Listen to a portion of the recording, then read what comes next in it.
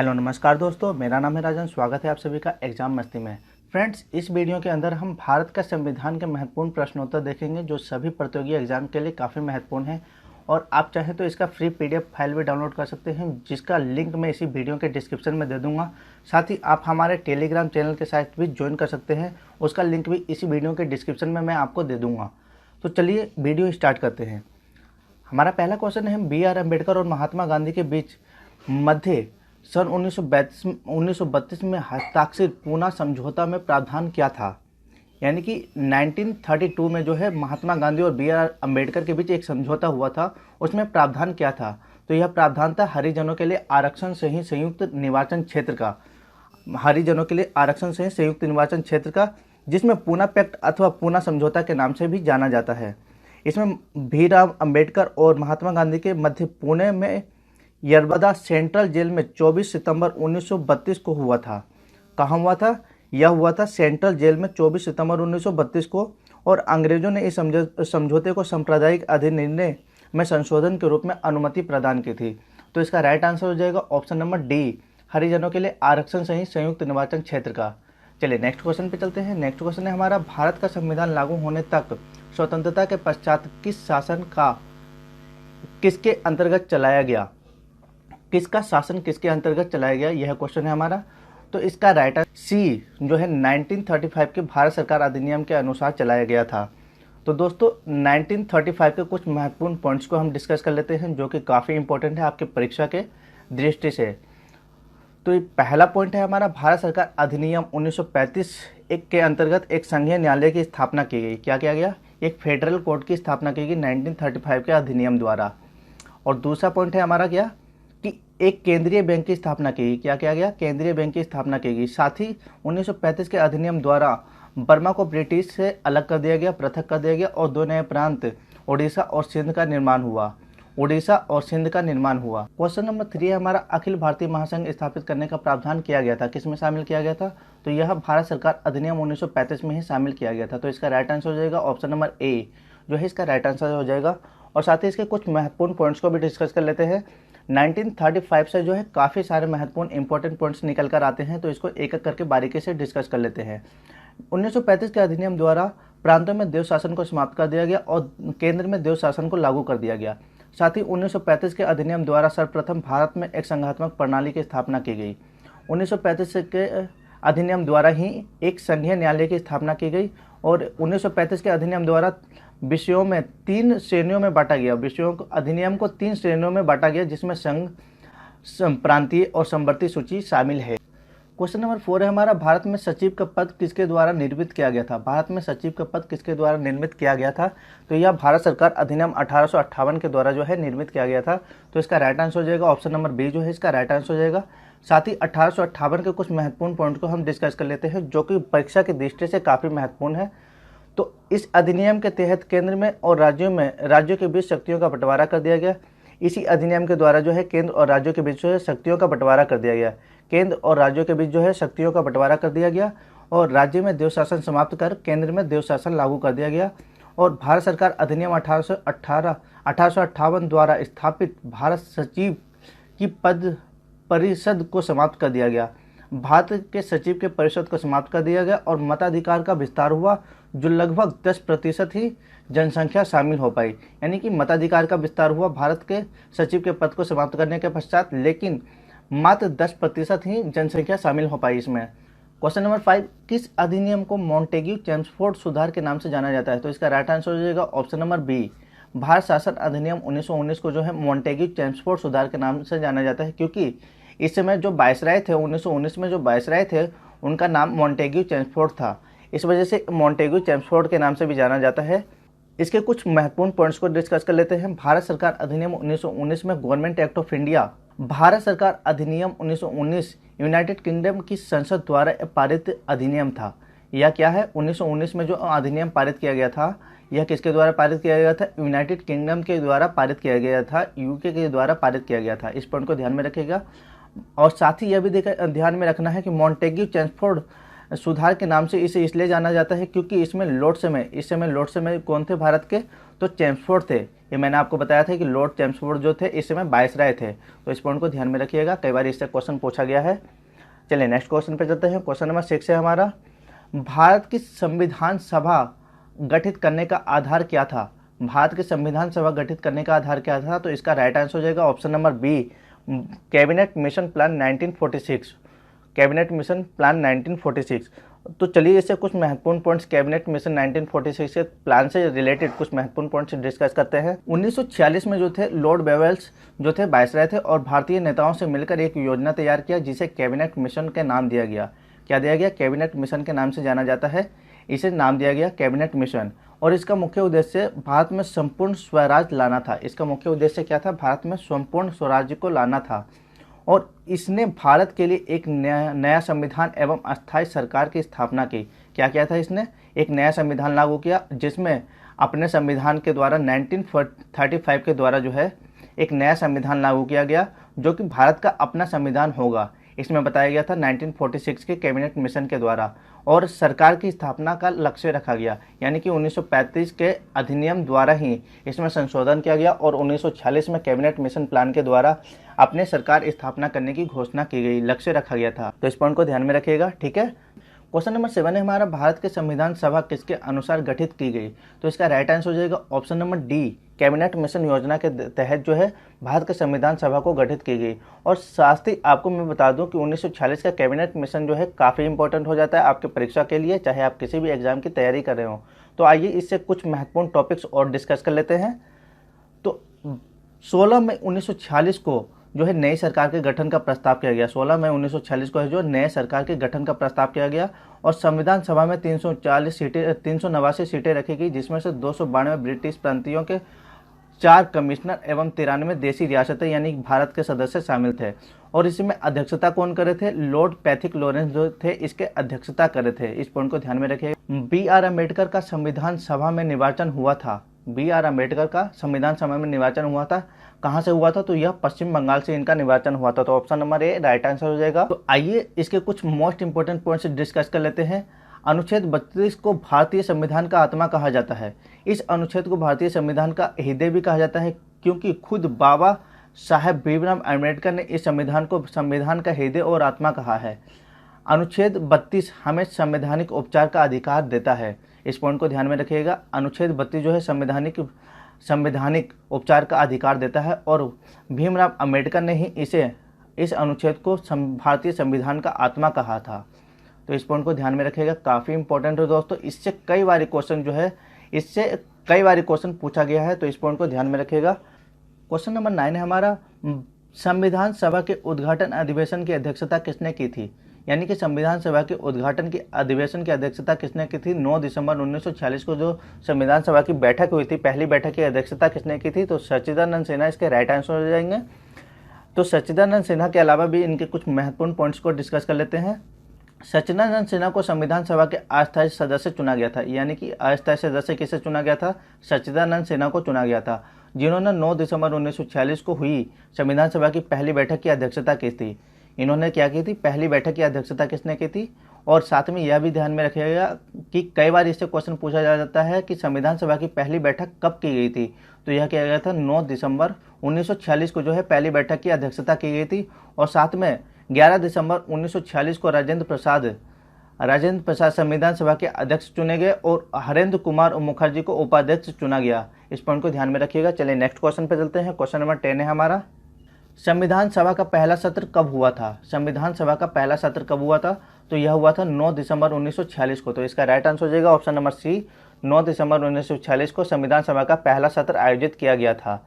साथ ही यह भी ध्यान में रखना है कि संविधान सभा की पहली बैठक नई दिल्ली में कॉन्स्टिट्यूशन हॉल में हुआ था। कहाँ हुआ था? कॉन्स्टिट्यूशन हॉल में जो है, जिसे अब संसद के नाम से भी संसद के केंद्रीय कक्ष के नाम से भी जाना जाता है। कई बार इसे भी क्वेश्चन पूछा जाता है कि संविधान सभा की पहली बैठक कहाँ हुई थी? तो इस पॉइंट को ध्यान में रखना है कि नई दिल्ली के कॉन्स्टिट्यूशन हॉल में हुई थी, जिसे अभी संसद के नाम से, संसद के केंद्रीय भवन के नाम से जाना जाता है। यह काफ़ी इंपॉर्टेंट है। इससे एसएससी में और यूपीपीएससी में 2 बार क्वेश्चन पूछा गया है। तो इस पॉइंट को ध्यान में रखिएगा। चलिए नेक्स्ट क्वेश्चन पे चलते हैं। क्वेश्चन नंबर 11 है हमारा, संविधान सभा के अस्थायी सदस्य कौन थे? तो यह कौन थे? सच्चिदानंद सिन्हा जो है अस्थायी सदस्य थे और 9 दिसंबर 1946 को इन्हें अस्थायी सदस्य और संविधान सभा की पहली बैठक की अध्यक्षता करने को मिला था। किन्हें? सच्चिदानंद सिन्हा को। तो इसका राइट आंसर हो जाएगा ऑप्शन नंबर सी। और इससे कुछ महत्वपूर्ण पॉइंट और भी कि संविधान सभा की पहली बैठक 9 दिसंबर 1946 को हुई थी। उसी दिन सभा के कार्यकारी अध्यक्ष के रूप में सच्चिदानंद सिन्हा को चुना गया और 11 दिसंबर को डॉक्टर राजेंद्र प्रसाद को स्थायी अध्यक्ष चुना गया। और भीमराव अंबेडकर प्रारूप समिति के अध्यक्ष थे। भीमराव अंबेडकर जो थे प्रारूप समिति के अध्यक्ष थे और भारत के संविधान को तैयार करने में इनकी काफ़ी बड़ी भूमिका थी, यानी कि भीमराव अंबेडकर की काफ़ी बड़ी भूमिका थी, इसलिए उनको संविधान का निर्माता भी कहा जाता है। किसे कहा जाता है संविधान का निर्माता? यह कहा जाता है बी आर अम्बेडकर को, जो है बी आर अम्बेडकर को कहा जाता है। तो इस पॉइंट को ध्यान में रखिएगा। इनसे कई बार क्वेश्चन पूछा गया कि संविधान का निर्माता किसे कहा जाता है, तो यह कहा जाता है बी आर अम्बेडकर को। और इन्होंने ही अनुच्छेद 32 को संविधान का आत्मा और संविधान का हृदय किसे कहा था? अनुच्छेद 32 को संविधान का आत्मा और संविधान के हृदय कहा था। तो इस पॉइंट को भी ध्यान में रखिएगा, काफ़ी इंपॉर्टेंट टॉपिक है दोस्तों। चलिए नेक्स्ट क्वेश्चन पे चलते। क्वेश्चन नंबर 12, 11 दिसंबर 1946 को किसे संविधान सभा का स्थायी अध्यक्ष चुना गया था? तो इसका राइट आंसर हो जाएगा option number B, doctor Rajendra Prasad. Doctor Rajendra Prasad को जो है 11 दिसंबर 1946 को संविधान सभा का स्थायी अध्यक्ष चुना गया। और साथ ही आपको बता दो कि स्वतंत्र भारत के प्रथम राष्ट्रपति कौन थे? तो यह डॉक्टर राजेंद्र प्रसाद थे। तो इनसे कुछ महत्वपूर्ण टॉपिक डिस्कस कर लेते हैं। डॉक्टर राजेंद्र प्रसाद जो कि बिहार के थे, भारत के प्रथम राष्ट्रपति बने। भारत के प्रथम राष्ट्रपति कौन थे? तो डॉक्टर राजेंद्र प्रसाद भारत के प्रथम राष्ट्रपति थे। साथ ही में यह भी ध्यान में रखना है, स्वतंत्रता सेनानी भी थे। वे स्वतंत्रता सेनानी भी थे। डॉक्टर राजेंद्र प्रसाद क्या थे? स्वतंत्रता सेनानी। और एकमात्र ऐसे राष्ट्रपति बने हैं जो 2 बार राष्ट्रपति बने हैं। एकमात्र ऐसे राष्ट्रपति हैं जो 2 बार राष्ट्रपति बन चुके हैं। इससे कई बार एसएससी में, रेलवे में क्वेश्चन पूछा गया है कि भारत के ऐसे कौन से राष्ट्रपति हैं जिन्होंने 2 बार अपने कार्यभार को संभाला। तो कौन से राष्ट्रपति हैं ये? डॉक्टर राजेंद्र प्रसाद जो हैं, इन्होंने 2 बार अपने कार्यकाल को संभाला था। एकमात्र ऐसे राष्ट्रपति हैं अभी तक में। तो इस पॉइंट को ध्यान में रखिएगा, काफ़ी इंपॉर्टेंट टॉपिक है दोस्तों, इससे कई बार क्वेश्चन पूछे जाते हैं। चलिए नेक्स्ट क्वेश्चन पे चलते हैं। संविधान सभा के संवैधानिक सलाहकार कौन थे? क्वेश्चन नंबर 13 है हमारा, संविधान सभा के संवैधानिक सलाहकार कौन थे? संविधान सभा के संवैधानिक सलाहकार कौन थे? तो ऑप्शन नंबर बी इसका राइट आंसर हो जाएगा। संविधान सभा के संवैधानिक सलाहकार बी एन राव थे। बी एन राव जो है संविधान सभा के संवैधानिक सलाहकार थे। और बी एन राव से कुछ महत्वपूर्ण पॉइंट्स भी डिस्कस कर लेते हैं। संविधान सभा को संवैधानिक सलाहकार श्री बी एन राव थे और इन्हें आईएएस ऑफिसर भी थे। यह क्या थे? एक आईएएस ऑफिसर थे और इन्हें अनेक भाषाओं के ज्ञाता भी थे। अनेक भाषाओं के ज्ञाता भी थे। और साथ ही यह भी महत्वपूर्ण टॉपिक यह है कि वह संयुक्त राष्ट्र संघ में भारत के पहले स्थायी प्रतिनिधि रहे हैं। संयुक्त राष्ट्र संघ में जो है पहले यूएनओ में पहले भारतीय स्थायी अध्यक्ष कौन है? तो यह हो जाएंगे बी एन राव। पहले स्थायी प्रतिनिधित्व किसने किया था? तो यह किया था बी एन राव ने। इससे काफ़ी बारी क्वेश्चन यूपीएससी में पूछा जाता है। तो ये काफ़ी इंपॉर्टेंट टॉपिक है दोस्तों। क्वेश्चन नंबर 14 है हमारा, संविधान सभा के चुने गए अस्थायी अध्यक्ष कौन थे? अस्थायी अध्यक्ष कौन थे? तो यह सच्चिदानंद सिन्हा जो है अस्थायी अध्यक्ष थे, जो कि 9 दिसंबर 1946 को चुने गए थे। 9 दिसंबर 1946 को इन्हें चुना गया था।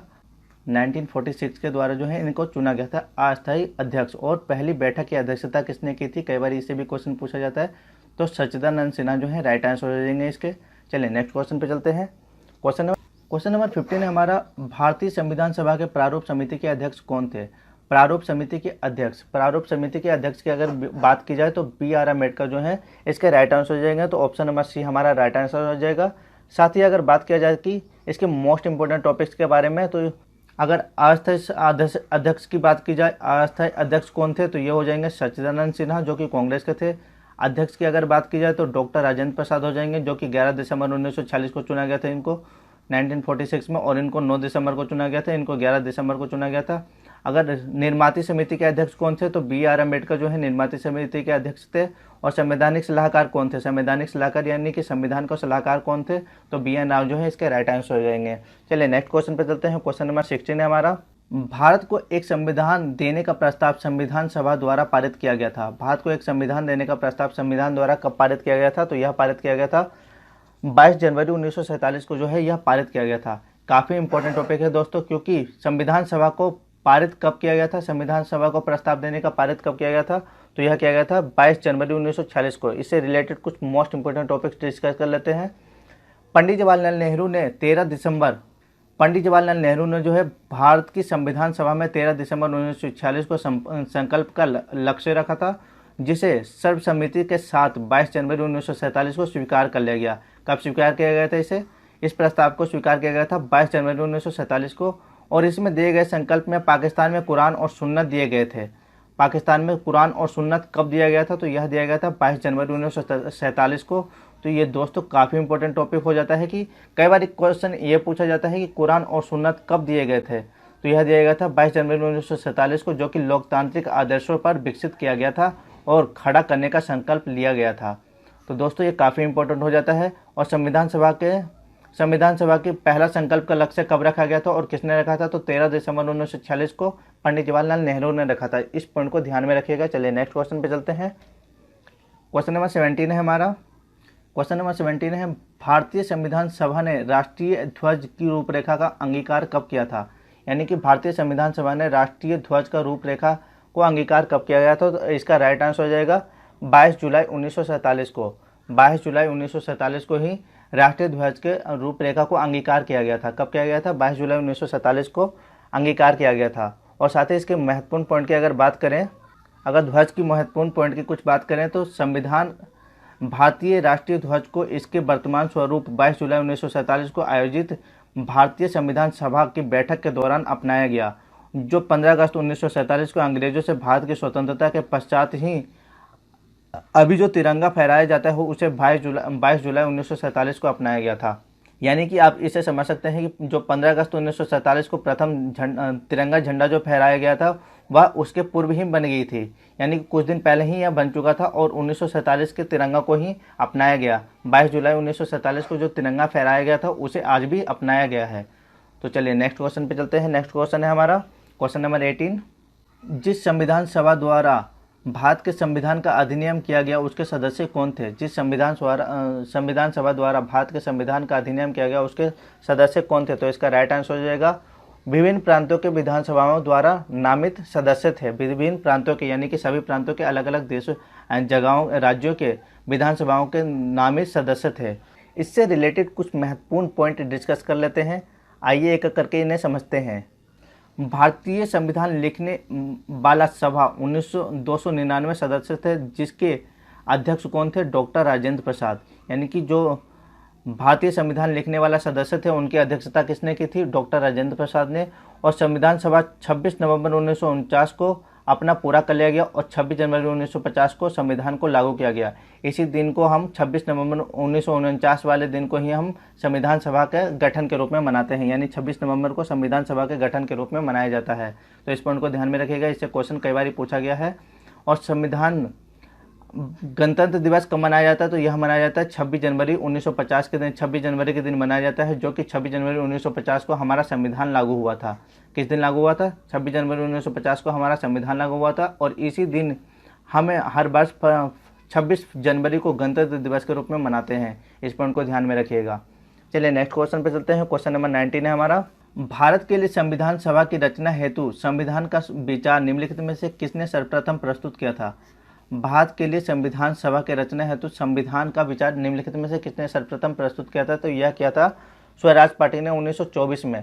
स्वराज पार्टी ने 1924 में जो है संविधान सभा का विचार लिखने का सर्वप्रथम गठित किया था।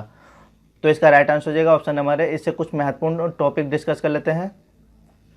इस दल की स्थापना 1 जनवरी 1923 को देशबंधु चित्तरंजन दास तथा मोतीलाल नेहरू ने की थी। यानी कि स्वराज पार्टी की स्थापना कब की गई थी, 1 जनवरी 1923 को। और इसकी स्थापना किसने की थी, तो देशबंधु चित्तरंजन दास और मोतीलाल नेहरू ने इसकी स्थापना किया था। और यह दल भारतीयों के लिए अधिक स्वशासन और राजनीतिक स्वतंत्रता को प्राप्ति के लिए कर रहा है।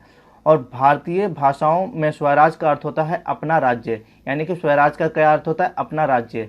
और स्वशासन राजनीतिक स्वतंत्रता के लिए प्राप्ति के लिए यह कर रहा था। यानी कि स्वशासन का अर्थ होता है स्वशासन, यानी कि खुद का शासन, यानी खुद का संविधान होना चाहिए। और राजनीतिक यानी कि अपना राजनीतिक होना चाहिए, जो कि 1 जनवरी 1923 को चित्तरंजन दास और मोतीलाल नेहरू द्वारा किया गया था।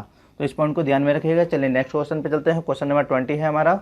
संविधान को 26 जनवरी के दिन लागू करने का निर्णय क्यों लिया गया, क्योंकि कांग्रेस ने स्थिति को 1930 में स्वतंत्रता दिवस के रूप में मनाया था। इसी तिथि को जो है कांग्रेस ने 1930 को स्वतंत्रता दिवस के रूप में मनाया था, इसलिए इसी दिन को गणतंत्र दिवस के रूप में मनाया जाता है। तो दोस्तों इस पॉइंट को ध्यान में रखिएगा कि इसका राइट आंसर हो जाएगा ऑप्शन नंबर 1, कांग्रेस ने इसी तिथि को 1930 में स्वतंत्रता दिवस के रूप में मनाया था। साथ ही इसके कुछ महत्वपूर्ण पॉइंट की अगर बात करें तो 26 जनवरी 1930 को पहली बार स्वतंत्रता दिवस मनाया गया था और इसी दिन जवाहरलाल नेहरू ने तिरंगा फहराया था। सर्वप्रथम हमारा तिरंगा कब फहराया गया था, तो यह फहराया गया था 26 जनवरी 1930 को फहराया गया था। कब फहराया गया था? 26 जनवरी 1930 को, और पंडित जवाहरलाल नेहरू ने इसे फहराया था। फिर देश की आज़ादी मिलने के बाद 15 अगस्त 1947 को आधिकारिक रूप से स्वतंत्रता घोषित किया गया और इसके बाद 26 जनवरी को गणतंत्र दिवस मनाने के घोषित किया गया। यानी कि 26 जनवरी को गणतंत्र दिवस के रूप में मनाने की घोषणा की गई और 15 अगस्त 1947 को आधिकारिक रूप से स्वतंत्रता दिवस मनाने की घोषणा की गई। और हमारे अगर पूछा, कई बार क्वेश्चन यह भी पूछा जाता है कि सर्वप्रथम पहली बार स्वतंत्रता से पहले स्वतंत्रता दिवस कब मनाया गया था, तो यह मनाया गया था 26 जनवरी 1930 को। और इसे किसके द्वारा मनाया गया था, तो यह पंडित जवाहरलाल नेहरू ने तिरंगा झंडा फहरा करके स्वतंत्रता दिवस के रूप में मनाया था। तो दोस्तों ये कुछ मोस्ट इंपॉर्टेंट संविधान से रिलेटेड क्वेश्चन थे। आई होप कि ये वीडियो आपको पसंद आया तो हमारे वीडियो को शेयर करें, ज़्यादा से ज़्यादा शेयर करें और सब्सक्राइब करना ना भूलें। जय हिंद, जय भारत।